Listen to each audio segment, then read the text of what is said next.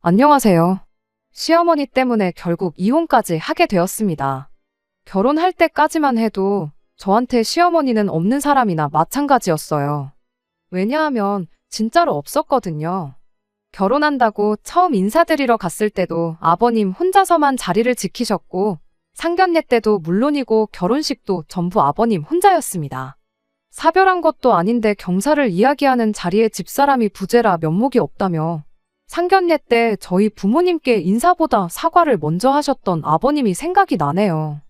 그래도 아들 결혼식인데 연락이라도 되었다면 아들 장가가는 모습이라도 보여줄 수 있었을 텐데 라고 하시며 결혼식 전날에도 안타까운 마음을 전하셨지요. 시어머니가 안 계신 이야기는 남편하고 결혼 이야기 나오자마자 전해 듣게 되었습니다. 어차피 알게 될 텐데 숨길 이유가 하나도 없다면서 이야기를 꺼내주었죠. 남편이 군대에 전역할 때 돼서 말년휴가 나와가지고 집에 왔는데 그때부터 어머님이 집에 안 계셨대요.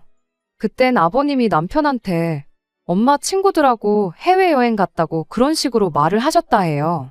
남편은 그 말을 그대로 믿었죠. 전화 몇 번 했는데 안 받으시길래 얼마나 신나게 노시면 전화도 안 받으실까 대수롭지 않게 생각했었답니다. 그래도 말년휴가 맞춰서 해외여행을 간 게 조금 서운하긴 했었다죠. 암만 휴가 마치고 부대 복귀해서 일주일도 안 지나서 전역이 예정되어 있다지만 그래도 14박 15일 모처럼 길게 나온 휴가인데 엄마가 해준 집밥도 먹고 싶었고 자기도 자기 나름대로 가족여행 계획도 세우고 있었다고 해요. 그래서 한 달에 20만 원도 안 되는 월급 아끼고 모아서 100만 원이나 만들어 나왔었다는데 일주일 뒤면 다시 집에 온다지만 괜히 말년휴가 나와서 펑펑 놀다가 모처럼 가족여행을 위해 모아놓은 돈 그거 다 써버릴까봐 휴가 나와서 제대로 놀지도 못하고 그렇게 부대에 복귀했었답니다. 그렇게 전역하고 다시 집에 돌아왔는데 그때도 어머님이 안 계셨대요. 남편이 아버님한테 엄마 뭐 해외여행이 아니라 배낭여행이라도 가신 거냐고 어찌 아직도 집에 안 계시냐고 그렇게 물었는데 그때서야 아버님이 어머님이 사실집을 나갔다는 이야기를 해주시더랍니다. 어머님이 한참 취미생활 시작하신다고 운동이며 등산이며 정말 이것저것 배우러 다니셨는데 춤 배우러 갔다가 거기서 알게 된 분하고 눈이 맞아 집을 나갔다고 하시더래요. 그래도 군대라고 전역을 일주일 남기고 군대에서 안 좋은 생각하거나 괜히 마음 쓰게 만들까봐 그렇게 거짓말을 하셨던 거였고요. 전역 이후에도 한동안은 학업에도 지장을 줄 만큼 시어머니의 부재가 남편에게 영향을 줬었는데 지금은 다 극복한 상황이라고 했죠. 이후에 결혼 준비하면서도 아버님이 매번 시어머니 빈자리가 아쉽다며 한마디 할 때마다 남편이 저런 아버지가 이해가 안 된다며 짜증을 자주 내곤 했었습니다. 아무튼 그렇게 시어머니는 저한테는 없는 존재다 생각하고 결혼식까지 올리게 되었죠. 그런데 저희 결혼식을 올리고 난 뒤 얼마 지나지 않아 어머님이 난데없이 집에 돌아와 버린 거예요. 언젠가 아버님 전화로 저희한테 전화가 걸려왔죠. 시댁에 좀 와보라고 해서 다녀왔는데 시어머니가 집에 계셨어요. 아무렇지도 않은 척 아들 결혼했다면서? 하고 묻고는 어릴 때는 얼굴 이쁜 여자만 찾더니 결혼은 평범한 애랑 했네? 하고는 저한테 앞으로 잘 부탁한다고 인사를 건네더라고요. 거의 10년 가까운 세월, 집을 나가 있던 사람이라는 생각이 들지 않을 만큼 아무렇지도 않아 하시는 게 참 다른 것보다 보통 분은 아니시다 그렇게 생각했죠. 그날 자리 내내도 그랬지만 집에 돌아와서도 남편은 도무지 화가 풀리지 않는 듯 보였어요. 어머니가 돌아왔는데 기쁜 모습 하나 보이질 않았죠. 아버지가 왜 엄마를 다시 받아준지 모르겠다, 도무지 이해가 안 간다며. 아들한테는 말도 못할 이유로 그렇게 집을 나갔으면 나가서 잘 살던가. 적어도 이런 식으로 다시 돌아오진 말았어야지. 이제 와서 나타나면 누가 기뻐라도 할 줄 알았던 거냐고 하면서 자기 분을 삭히지 못하고 그날 이후로도 이틀 3일을 짜증만 내면서 지냈습니다. 남편이 평소에도 싫은 소리 하나 못하고 지나가는 개미 새끼도 한 마리 못 죽일 것 같이 여린 마음을 가진 사람이었는데 웬만한 일에는 화 한 번 내지 않는 잔잔한 호수 같은 사람이었는데 저렇게 짜증을 내고 있는 모습만 봐도 그동안에 서운했던 마음이 얼마나 커다란지 알 수 있었습니다. 아무튼 제3자나 마찬가지인 제 입장에서 볼 땐 뭐 어디 놀러라도 다녀오신 것처럼 아무렇지도 않게 돌아온 시어머니도 대단했지만 그걸 받아준 아버님도 참 대단하다 싶었어요. 그럴 일은 없겠지만 저희 친정아버지셨다면 다시 가족들 앞에 나타난 순간 여길 어디라고 돌아왔냐고 집에 발도 못 붙이게 하셨을 것 같았거든요. 한편으로는 부부의 연이라는 게 그런 허물도 덮어줄 정도인가. 우리 친정 부모님도 같은 상황이라면 다시 받아주시려나 하는 생각도 들었죠. 아무튼 그렇게 어머님이 돌아오고 나서 몇 주가 지나서였어요. 아버님이 어머님 빼고 저희만 따로 불러서 식사를 했던 적이 있었는데 그때 아버님이 어머님을 다시 받아주신 진짜 이유를 알게 되었습니다. 지금이야 상관없지만 시간 지나면 저희들 사이에서 아이도 생기고 그럴 텐데 당신은 저희 아이를 돌봐줄 자신이 전혀 없어서 그랬던 거라네요. 남편이 어이없어 하면서 당장 생기지도 않은 아이 때문에 그런 결정을 내리신 거냐고. 그리고 요즘 출산율이 바닥이다 뭐다 해서 육아에 대한 복지가 예전같이 나쁘지가 않다고. 누가 부모님한테 아이 맡기냐. 우리들 맞벌이 하는데 사람을 써도 되는 거고 그러는 건데 그런 이유였으면 차라리 우리한테 상이라도 한마디 해주시지 그랬냐며 아버님 말에 엄청 대들었습니다. 아버님은 암만 그래도 살다 보면 네 엄마 도움받을 일이 있을 거라고. 이게 다 니들을 위한 결정이나 마찬가지니 너무 싫어하지 말아라 하면서 단호하게 말을 하셨죠. 말씀은 저희를 걱정하고 신경 쓰니까 내린 결정이라고 하시지만 저 역시 하나도 기쁘거나 감사하지는 않았어요. 왠지 그 말이 당신은 싫었지만 저희들을 위해 어쩔 수 없이 받아준 거다라고 시어머니를 다시 받아준 이유를 저희한테서 찾는 것처럼만 느껴졌었거든요. 남편도 집에 와서 뭘 우리 탓을 하시는 건지 필시 나중에 우리 아이 생기면 손주 구경 못할까봐 저러시는 걸 거라고 투덜대기 바빴습니다. 그런데 사실 그게 진짜 이유가 아니었어요. 정확히는 정말로 시어머니 도움을 받을 일이 생기게 되었던 거죠. 실은 아버님이 많이 아프셨던 거예요. 어머님 집 나가셨을 때랑 똑같이 본인만 알고 저희한테는 말 한마디 안 해주고 있었던 겁니다. 아버님이 혼자신데 아프기까지 하면 저희가 신경을 쓰지 않을래야 않을 수가 없는 상황인 걸 아버님도 알고 계셨던 거죠. 자식들 인생에 도움이 되지는 못할 망정 결혼하자마자 큰 짐이 되는 건가 싶어서 고민이었는데 그때 마침 딱 어머님이 다시 나타나신 거죠. 어머님을 다시 받아주기로 하면서 간병이라든지 이런 부분에 대해서 다 이야기가 끝난 상황이었던 거고요. 그런 사유를 들으니 어느 정도 아버님이 어떤 기분이셨는지 이해가 가긴 했지만 남편은 여전히 이 상황을 못마땅해 했었어요. 왜 매번 중요한 걸 말 한마디 안 하고 혼자서 결정하고 실행하시는지 이해가 안 간다면서요. 그렇게 결국 저희가 결혼 생활 2년차를 넘기던 해에 아버님은 병을 이기지 못하고 세상을 떠나시게 되었습니다. 이미 아버님께서 저희 결혼할 때 가지고 계셨던 재산 대부분을 처분해서 저희 결혼하는데 보태주신 상황이었어요.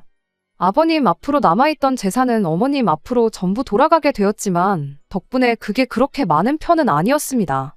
남편은 아버님이 돌아가시고 나서 어머님한테 찾아가 이렇게 말을 했어요. 아버지도 돌아가셨고 다시 자유의 몸이 되신 거니 어머니 하고 싶은 대로 사시라고요. 겉으로 듣기에는 어머님 마음 가는 대로 살라는 배려 섞인 말처럼 들렸겠지만 사실 그건 연을 끊자는 소리나 마찬가지였습니다. 어머님 앞으로 돌아간 재산도 있으니 그 돈으로 혼자 지내라는 말이나 마찬가지였죠. 평소에 조용하고 착한 사람이 화가 나면 무섭다잖아요. 어떻게 저렇게 독한 말을 할 수 있나 싶었죠. 부모 자식 간의 연이라는 게 어지간해선 끊어내기 힘든 거라잖아요. 게다가 아버님 돌아가신 지 얼마 되지도 않았던 시기라 어머님도 나름 힘든 부분이 있을 수도 있다 생각했죠. 아무리 다른 사람 만나 중간에 공백이 길다 하더라도 이혼을 하셨던 것도 아니고 반평생을 부부로 지낸 아버님이 돌아가신 거잖아요. 아버님이 결혼 생활하는 동안 어머님을 얼마나 서운하게 해서 그런 결정을 내리셨다 한들 다시 잘 지내보겠다고 돌아오신 분인데 남편이 세상을 떠나자마자 자식이 와서 배려해주는 척 연 끊고 살자는 말을 꺼내고 있으니 어머님도 충격이 크지 않을까 그런 생각이었죠. 하지만 그렇다고 해서 제가 중간에 나서서 두 사람 사이를 다시 붙여놓거나 그럴 생각은 추호도 없었습니다. 그거야말로 오지랖이라고 생각했으니까요. 그저 어머님과 다시 연을 끊고 지내는 게 남편의 뜻이라면 저도 그 뜻을 묵묵히 따라가는 게 제가 할 수 있는 최선이라 생각했어요. 그리고 마음 한편에서는 솔직히 조금 다행이다 싶은 생각도 있었습니다. 없다고 생각했던 시어머니가 다시 생긴 것도 놀라운데 혹시나 모시고 살아야 하는 건 아닐까 싶은 걱정 또한 내심 제 마음 깊은 한구석에 있었거든요. 그런데 남편이 저렇게 나서서 어머님께 단호한 태도를 보여주니 오히려 안심이 되었을 정도였습니다. 하지만 피는 물보다 진하다는 말이 괜히 있는 말이 아닌 것 같아요. 결국 중요한 순간에 와서 남편은 어머니를 모시고 사는 길을 택했거든요. 아버님이 돌아가시고 나서 남편이 어머님께 그런 말을 전하고 실제로 한동안 시어머니는 저희들 앞에 나타나기는커녕 전화 한 통 없으셨어요. 이따금씩 친정 식구들과 함께하는 자리를 가지면 남편이 이제 저는 장인 장모님을 제 부모님이라 여기고 살겠다. 앞으로 자식처럼 효도하겠다는 식의 표현을 자주 했었는데 저희 부모님께 잘하겠다고 그러는 게 고마운 마음도 있었지만 한편으로는 저 사람 마음이 많이 심란하겠구나 싶은 생각도 같이 들었습니다. 아버님은 돌아가셨지만 어머님은 멀쩡히 살아계시는데 자기 입으로 이제 양친이 다 안 계신 거나 마찬가지다 하고 있는 그 마음이 도저히 가늠이 되지 않았죠. 그러던 중 연락 없이 지내던 시어머니가 저희 집에 짐을 싸들고 찾아왔어요. 그날의 일은 아직도 어제 일같이 생생히 기억이 나네요. 아버님 돌아가시고 그렇게 거의 반년 가까이 시어머니하고는 연락도 한 통 없이 지냈었어요. 그리고 그날은 남편이 어머니 마음 가는 대로 사시라고 말을 꺼낸 이후로 처음 시어머니한테서 저희한테 연락이 왔던 날이었죠. 아침에 회사 막 출근해서 일을 하고 있는데 저한테 전화가 한 통 걸려왔어요. 시어머니한테서 온 전화인 걸 확인했는데 그때는 일부러 받지 않았습니다. 반년 동안 연락이 없으셨던 분이니 뭐 전화를 실수로 잘못 걸었던 건 아닐까 생각했었어요. 암만 잘못 건 전화라 할지라도 전화를 받는 게 당연한 매너일 수도 있겠지만 말씀드렸다시피 이미 반년 동안 연락을 하지 않았다 보니 어떻게 전화를 받아야 할지 무슨 이야기를 해야 할지 생각해보니까 막막한 거예요. 무슨 이야기를 하시려나 어떤 이야기를 해야 하나 혼자서 머릿속으로 예상 시나리오를 쓰고 그러고 있었는데 다행히 그런 고민하던 중 전화가 그냥 끊어졌어요. 정말 실수로 잘못 전화를 거셨나 보다 그렇게 넘겼고 그렇게 회사에서 예정되어 있던 팀 회의가 시작되었죠. 그런데 한참 회의가 진행되고 있는 와중에 다시 시어머니한테 전화가 걸려왔어요. 보통 전화를 2번 연속으로 잘못 거는 일은 없잖아요? 시간차가 있긴 했지만 다시 전화가 걸려온 걸로 봐서 진짜로 저한테 어떤 용건이 있어서 전화를 하신 거구나 싶더라고요. 어차피 회의 중이기도 했고 혹시나 싶은 마음에 같은 실수를 2번 하신 건 아닌가 생각하고 진짜로 잘못 걸린 전화이길 기대하면서 또 전화를 무시했습니다. 그런데 이번엔 먼저 걸려왔었던 전화와는 다르게 전화가 끊기자마자 곧바로 다시 시어머니한테서 전화가 걸려오더군요.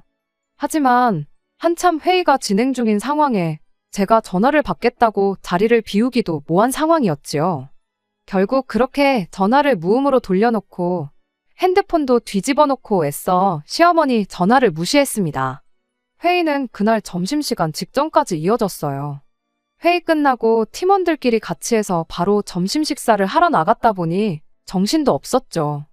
제 핸드폰을 확인할 수 있었던 건 식당에 도착하고 나서였습니다. 핸드폰 화면을 보니 시어머니한테서 걸려왔던 부재중 전화가 수십 통이 넘게 걸려와 있었던 거예요.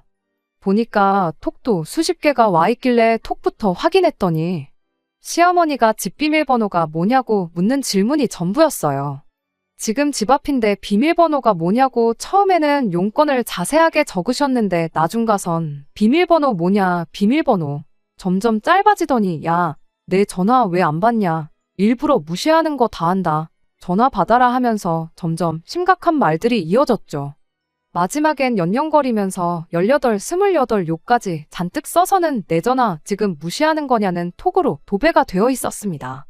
세상 둘도 없이 상냥하게 물어오셨다고 해도 비밀번호를 알려달라 그러면 그러고 싶지 않았겠지만 그런 식으로 욕까지 먹은 상황이다 보니 더더욱 알려주고 싶지가 않았어요. 자이든 타이든 전화 한 통 안 받았는데 그런 소리 듣고 전화까지 드려서 집 비밀번호까지 알려줄 이유가 하나도 없다고 생각했습니다. 그래서 그냥 이왕 무시하고 다 씹어버린 거 아예 무시하기로 결정을 했어요. 그리고 남편한테도 톡 하나 보내놨어요. 어머님이 난데없이 전화해서 집 비밀번호를 물어봤다고요. 그때가 점심시간이었다 보니 평소 같으면 톡을 보내기 무섭게 칼같이 답장을 보냈을 남편이었는데 그날따라 대답이 없는 게 점심시간에 쉬지도 못할 만큼 회사 일이 바쁜가 보다 그렇게 생각하고 말았죠. 그렇게 일 마치고 집에 오는 길에 혹시나 문득 시어머니가 아직도 집 앞에서 저를 기다리면 어떡하지 살짝 걱정이 되었습니다. 이제서야 확인한 척 전화를 드려야 하나 싶다가도 아직도 집 앞에 있는 상황의 비밀번호를 알려드리면 집에 들어가 계시는 거 아닌가 오만 가지 생각이 다 들더라고요. 결국 시어머니한테 그 어떤 연락도 하지 않고 집에 도착을 했어요. 엘리베이터 문이 열릴 때 얼마나 긴장이 되는지 가슴이 다 콩닥콩닥거리는 소리가 제 귀에 다 들릴 지경이었습니다. 하지만 다행히 집 앞에 아무도 없었어요. 안심하고 현관문 열고 집에 들어왔는데 현관문 열자마자 깜짝 놀라서 저도 모르게 소리를 다 질렀습니다. 시어머니가 이미 집 안에 들어와 있었거든요. 마치 이 집이 당신 집인 것 마냥 거실 바닥에 떡하니 옆으로 기대 놓아선 TV를 보고 있었어요. 문 열리는 소리에 고개를 살짝 돌려서 제가 들어온 걸 확인하고는 너는 왜 애가 전화를 안 받냐고 짜증부터 내더군요. 묻는 말에 대답은 안 하고 시어머니한테 대번에 집에는 어떻게 들어오셨냐고 물어봤어요. 시어머니가 뭘 어떻게 들어오냐고 문 따고 들어왔지 한마디 하더니 이 집이 뭐 네 혼자 사는 집이냐고 내 자식도 사는 집인데 당신이 들어오려면 못 들어올 게 어디 있겠냐는 겁니다. 그러곤 지난 일 가지고 나도 며느리랑 기싸움 하기는 싫고 배고픈데 저녁이나 차려보라고 한마디 하고는 다시 고개를 까딱 돌려서 TV를 다시 보기 시작했죠. 그제서야 평소에도 칼같이 제 톡에 답장을 해주던 남편이 아무 답장도 없었던 이유가 뭔지 알겠더라고요. 하지만 남편이 설마 어머님한테 집 비밀번호를 이리도 쉽게 알려드릴 거라고는 생각도 못해서 그저 이 상황이 더더욱 당황스럽기만 할 뿐이었습니다. 밥이나 차려오라는 시어머니 말을 뒤로 한 채 그 길로 방으로 들어가 남편한테 전화를 걸었어요. 남편이 제가 퇴근해서 이 상황을 모두 알고 전화를 했다는 걸 눈치챈 건지 이번엔 전화 걸기가 무섭게 바로 전화를 받더라고요. 아무 말 한마디 안 했는데 대번에 저한테 미안하다고 회사 일 때문에 정신없는데 자꾸 전화하는 통에 어쩔 수 없이 알려드릴 수밖에 없었다고 거기에 제가 전화를 안 받는다며 제 욕까지 하셨다는데 달리 방법이 없었대요. 이미 들어와 버린 사람을 내쫓아버릴 수도 없으니 일단은 알겠다고 했습니다. 그렇게 전화를 끊었는데 시어머니가 방문을 벌컥 열고는 너는 밥을 주방에서 차려야지 안방에서 차리냐며 또 싫은 소리를 쏟아내기 시작했어요. 정말 환장하겠더라고요. 일단 시어머니한테 남편도 오는 길이라고 하고 지금 집에 먹을 것도 뭐 없다고 일단 나가서 식사하자고 했어요. 그리고 옷을 갈아입으려 옷방에 들어갔더니 한숨밖에 나오지 않대요. 이미 시어머니가 커다란 가방 2개의 짐을 잔뜩 싸오셔서는 저희 옷방 한 구석에 당신 짐까지 다 풀어놓은 상황이었어요. 이게 그냥 놀러 오신 게 아니라는 건 그것만 봐도 알 수 있었죠. 이윽고 남편이 퇴근해서 집에 돌아오게 되었고 그 길로 바로 식사부터 하자고 시어머니를 데리고 나가 밖에서 식사를 했습니다. 식사하면서 남편하고 제가 조심스럽게 물어봤어요. 난데없이 저희 집에는 어쩐 일로 오신 거냐고요. 시어머니는 세상당당하게 대답하셨죠. 짐 싸들고 온 거 보면 모르겠냐고 니들하고 같이 살러 온 거라면서 말입니다. 남편도 시어머니가 비밀번호를 알려달라길래 잠깐 지나가다 들른 걸 줄 알았었나 봐요. 같이 살러 왔다는 말에 쏘스라치게 놀라가지고는 한마디 하더라고요. 왜 멀쩡한 집 냅두고 저희랑 같이 살려고 하시냐면서요. 그런데 이어진 시어머니 말이 아주 충격적이었습니다. 집은 진작에 날려먹었다는 거예요. 뭘 어떻게 해야지 그 얼마 안 되는 사이에 집을 날려먹는가 했더니 아버님 돌아가시고 나서 그 아저씨를 아예 집으로 불렀다는 거예요. 한참 춤출 때 만나가지고 같이 집 나갔던 그 아저씨를요. 알고 보니 다시 돌아온 이유도 한참 그렇게 둘이 거진 10년 세월을 부부처럼 한 집에 살다가 그 아저씨가 돈이 떨어지자 도망 나온 거였답니다. 그런데 이제 다시 집도 생기고 얼마나마 돈도 생겼으니 그걸 못 참고 그 아저씨를 집으로 불러들인 거예요. 그런데 또 막상 둘이 살기에는 넉넉한 돈이 아니었잖아요. 그래서 그 돈 어떻게 불려보겠다고 둘이서 집 팔고 전 재산 들고 강원도에 노름하러 여정길에 올랐던 겁니다. 거기서 방 하나 구해서 매일같이 노름하다가 집 한 돈에 아버님이 남겨둔 돈 홀랑 다 날려먹고 그대로 거기에 싸들고 간 짐 챙겨서 저희 집으로 찾아온 거였습니다. 차라리 뭐 사기를 당해서 쫄딱 말아먹었다는 거짓말이라도 하시지. 아무리 솔직한 게 최고라고 해도 저건 너무 심하지 않나 싶었어요. 설마 오갈 곳 없는 당신을 길거리에 나앉게 할 거냐면서 큰 소리를 치시는데 뭐 얼마나 불쌍한 상황이라고 저리 당당하게 말을 하시는 건지 어이가 없어서 저도 남편도 더 이상 말을 잇지 못하고 있었습니다. 그렇게 식사 마치고 나와 집에 걸어가는데 당당하게 자기 집에 돌아가는 것 마냥 앞장서서 걷는 시어머니 뒤를 따라 걷고 있자니 정말 오만 가지 생각이 다 들더라고요. 반년 만에 노름으로 전 재산 날린 걸 무용담처럼 당당하게 이야기하시는 것도 대단했지만 저러다 정말 우리 집에 눌러앉아 버리는 건 아닌지 그게 가장 큰 걱정거리였죠. 그래도 남편을 믿었어요. 암만 시어머니한테 비밀번호를 알려준 게 남편이라지만 회사에서 일하는데 쉬지 않고 전화하는 시어머니가 부담스러워서 어쩔 수 없었을 거 아닌가 하는 생각이 들었죠. 무엇보다 어머님이 관련된 문제에 있어서만큼은 물렁하게 대처하는 아버님이 문제라고 늘 이야기를 했었고 이후에도 어머님한테만큼은 단호하게 나왔었으니까요. 아버님 돌아가시고 나서 어머니 하고 싶은 대로 하시라고 연 끊고 지내자는 듯이 먼저 말을 꺼냈던 것도 남편이었기에 이 문제도 어련히 알아서 해결해 놓겠지 그렇게 믿었습니다. 제 옆을 따라 걷고 있던 남편은 집에 가는 길 내내 아무 말이 없었는데 나름 자기도 가장 좋은 해결책을 찾아낸다고 생각이 많은 거구나 싶어서 일부러 말 한마디 하지 않았어요. 그렇게 집에 도착했는데 거기서 또 한 번 어이가 없는 상황이 펼쳐졌지요. 집에 도착하자마자 시어머니가 배도 부르고 이제 졸려서 한숨 자야겠다 그렇게 한마디 하더니 저희들이 방에 있는데도 불구하고 안방문을 덜컥 열고 들어오더니 저희는 있는 둥 없는 둥 신경도 안 쓰고 그대로 안방 침대에 자연스럽게 드러눕더라고요. 순간 너무 당황해서 제가 먼저 말을 꺼냈어요.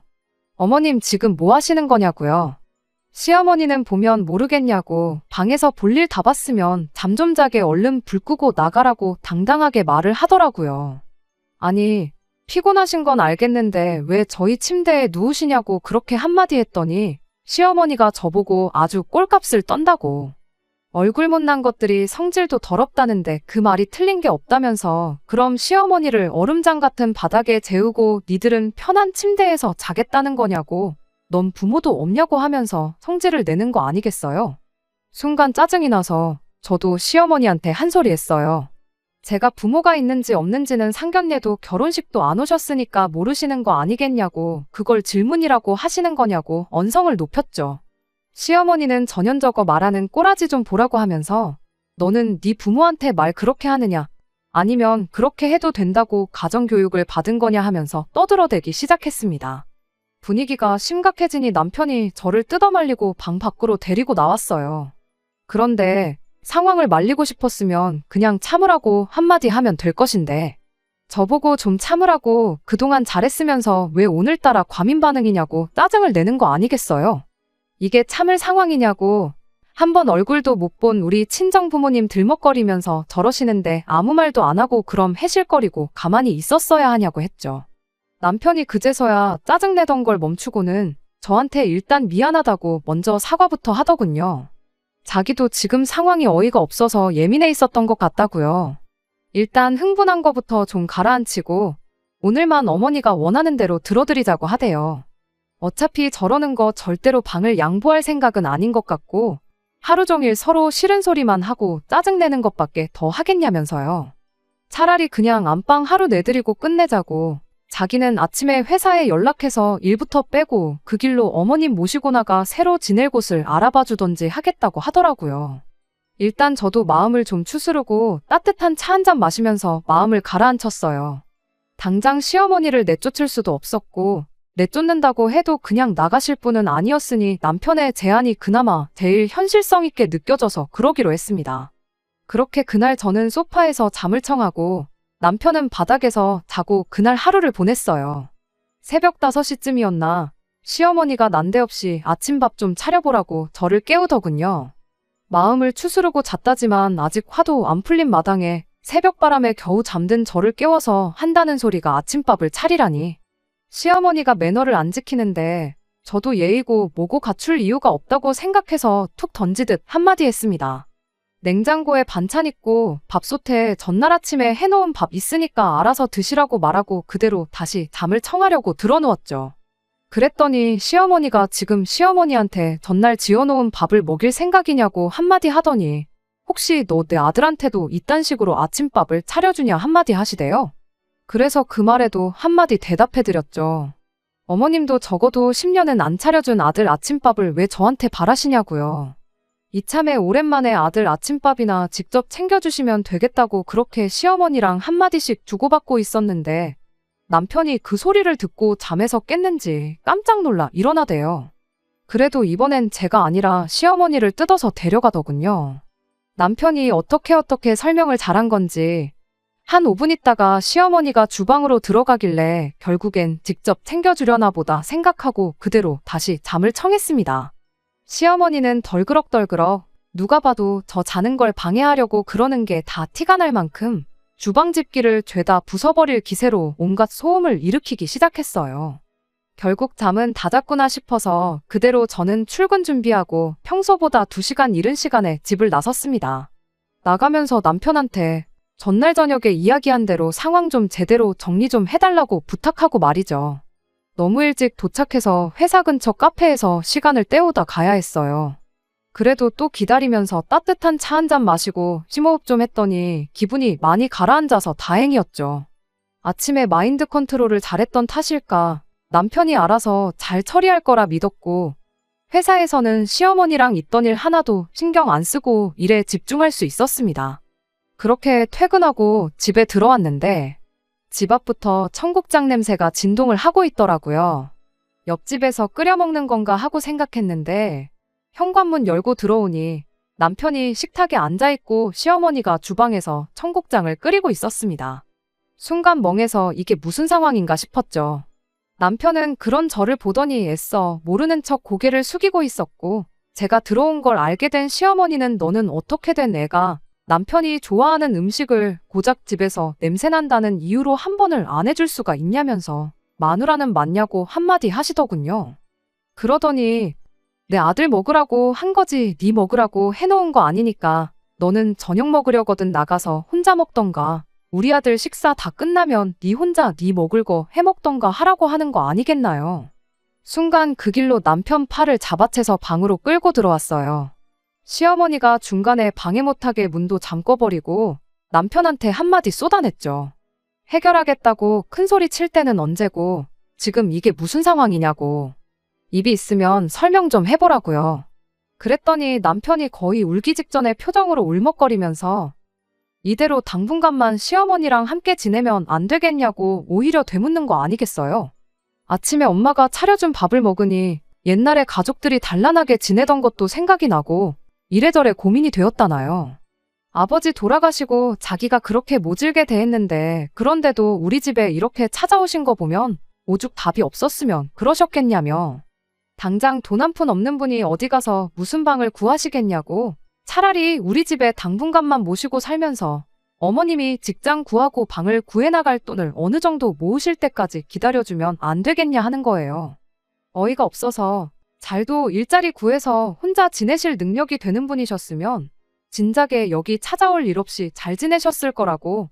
나는 단 하루도 더 같이 있고 싶지 않으니 모시고 싶으면 너 혼자 모셔라 하고 한마디 강하게 쏘아붙였어요.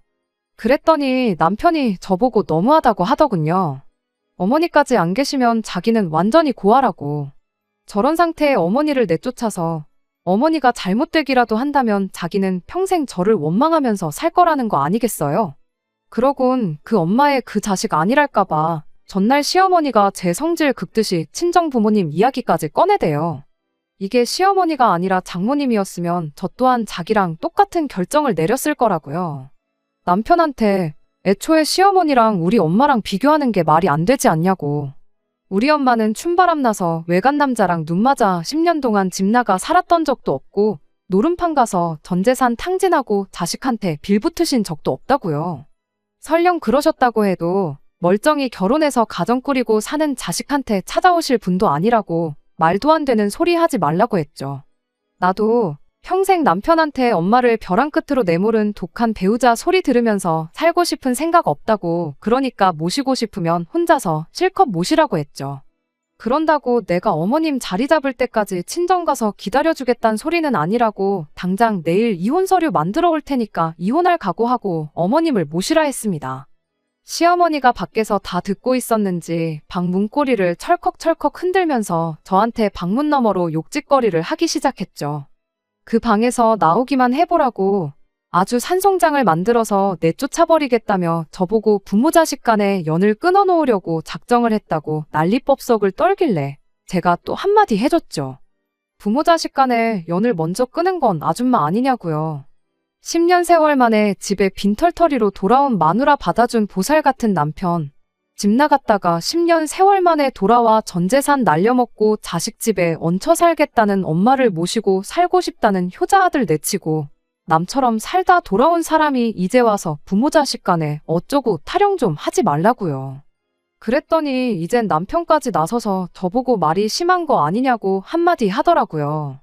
그때 딱 느꼈어요.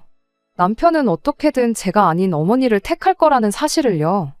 그래서 저도 뒤도 안 돌아보고 누가 못 모시게 했냐고 이혼해 줄 테니까 아줌마는 10년 동안 안 차려준 아들 밥이나 좀 차려주시고 네 녀석은 10년 동안 못했던 자식 노릇 효자 노릇 실컷 하라고 한마디 말해주고 그 길로 저는 집을 나와 친정으로 향했어요. 친정아버지가 대노하셔서 집까지 쫓아가겠다는 걸 뜯어말리고 그냥 저는 그 길로 곧바로 변호사도 알아보고 이혼 서류도 작성하고 그렇게 한동안 바쁜 시간을 보냈죠. 다행히 남편이 이혼 서류에 바로 사인을 해주긴 했어요.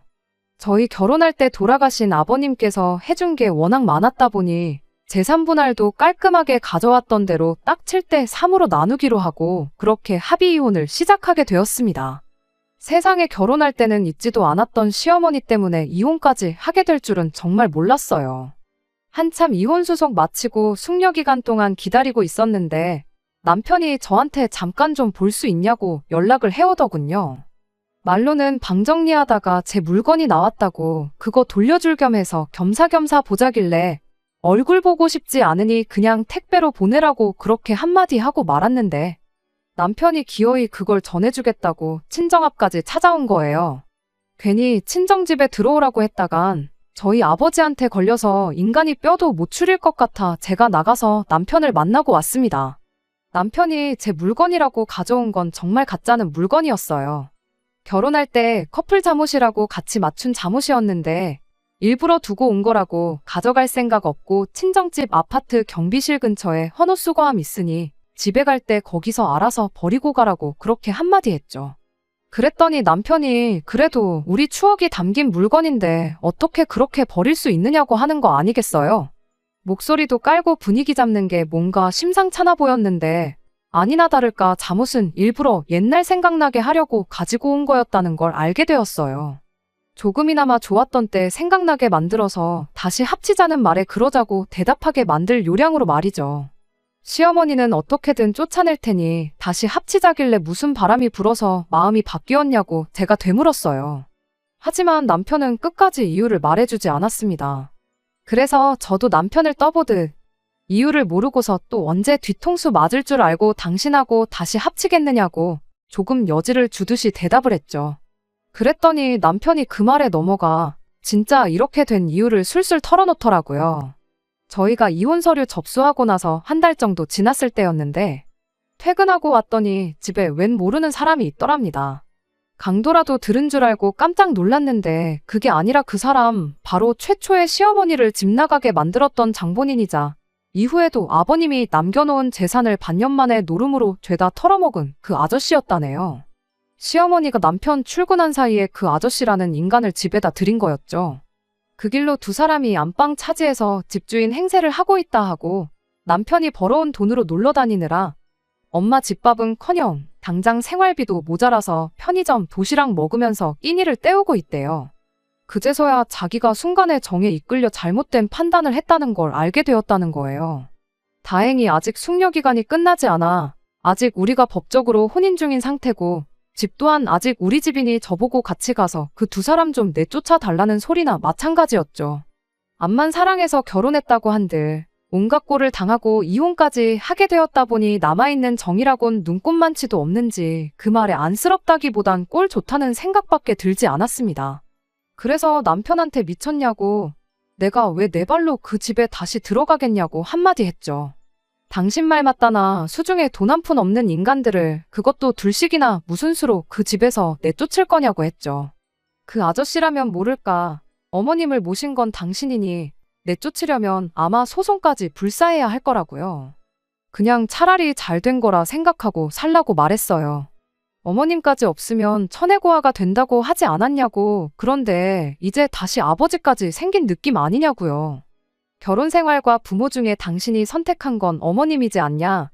10년 동안 못했던 효자 노릇, 이번 기회에 실컷 하라고 한마디 해주고 자리에서 일어났네요. 남편이 제 마음을 돌려보겠다고 가져왔던 커플 잠옷도 그냥 제가 들고 나와서 집에 돌아가는 길에 헌옷수거함에 쑤셔받고 왔어요. 그 잠옷이 뭐겠냐마는 더 이상 남편하고 엮인 거 하나 없이 제 손으로 모든 걸 끊어버린 것 같아 마음이 한결 후련해지더라고요. 결국 시간이 지나 숙려기간도 끝나게 되었고 저희는 진짜 남남이 되었습니다. 순간 효자 노릇 한번 하려다가 떼지도 못할 혹 하나 더 생긴 건데 이거야말로 자업자득 아니겠나요? 아무튼 팔자에도 없었던 시어머니가 갑자기 생겨서 하마터면 제 인생까지 같이 꼬일 뻔했는데 암만 이혼녀 딱지를 달았다고 한들 남은 인생 꼬이는 것보다 이 편이 훨씬 나은 것 같습니다. 끝까지 들어주셔서 감사합니다. 오늘의 사연은 여기까지입니다. 구독과 좋아요, 알람 설정 부탁드리고 더 좋은 사연으로 다시 찾아뵙겠습니다. 감사합니다.